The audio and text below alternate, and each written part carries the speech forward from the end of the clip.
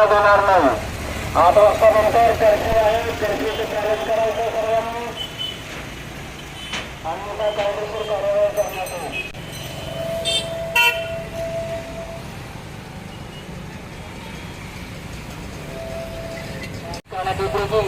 आपल्याकडे कोरोनाचा प्रभाव अधिक तीव्रपणे वाढत आहे.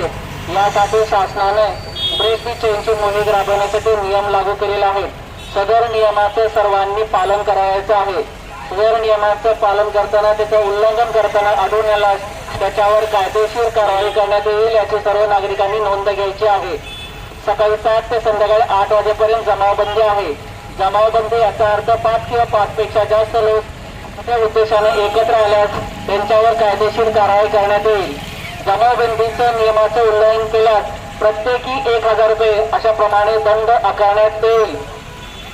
सर्व दुकाने सकाळी 8 वाजता चालू करावीत. सकाळी 7 ते सायंकाळी 8 या वेळेत चालू राहतील. रात्री संचारबंदी आहे. रात्री 8 ते सकाळी 7 वाजेपर्यंत पूर्णपणे संचारबंदी आहे. अत्यावश्यक कामाशिवाय कोणीही घराबाहेर फिरणार नाही. कोणीही मास्कशिवाय फिरणार नाही. असे आढळून आल्यास त्यांच्यावर प्रत्येकी 500 रुपये दंड आकारून कायदेशीर कारवाई करण्यात येईल.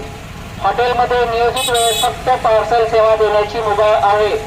कोणीही हॉटेलमध्ये बसून त्यांना सेवा द्यायची नाही. असे आढळून आल्यास त्यांच्यावर कायदेशीर कारवाई करण्यात येईल.